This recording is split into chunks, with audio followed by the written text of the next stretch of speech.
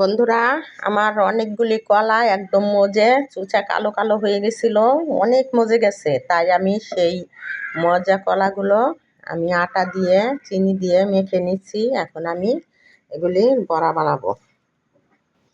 এখন আগে আমি তেলটা গরম করে নেই।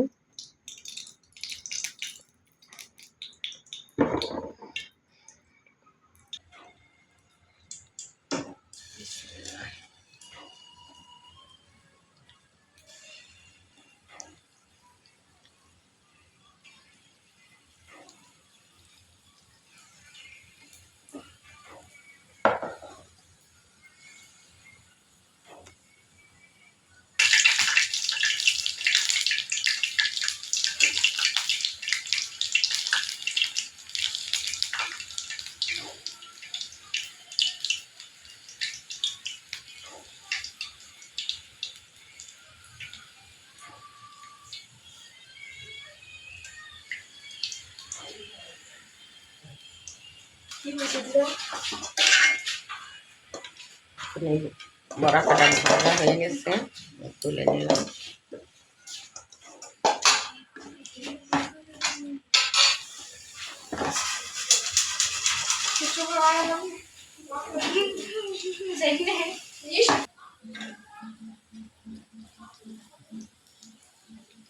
দেখুন কলার বড়াগুলি ফুলে কি টসটসা হয়েছে, কত বড় বড় একটা একটা পিঠা হইতেছে, বড়া হইতেছে। সে কলা দিয়ে আটা দিয়ে দেখছেন কত সুন্দর।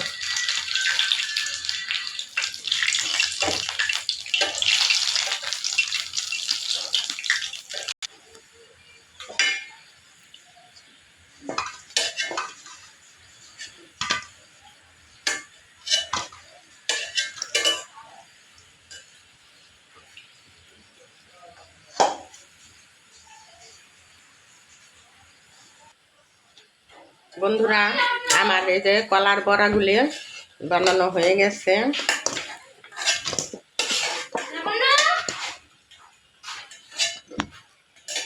দেখেন কি সুন্দর নরম হয়েছে কলার পিঠা। এই যে গমের আটা, চিনি আর এই যে কলা দিয়ে আমি মাখিয়ে রাখছিলাম বেশ 25-30 মিনিটের মতো। তারপরে একদম এই যে হয়ে গেছে। দেখেন কি সুন্দর টসটসা হয়েছে, নরম, খাইতে খুব মজা। এরকম করে আপনারাও বানাইয়ে খাবেন, দেখবেন অনেক স্বাদ।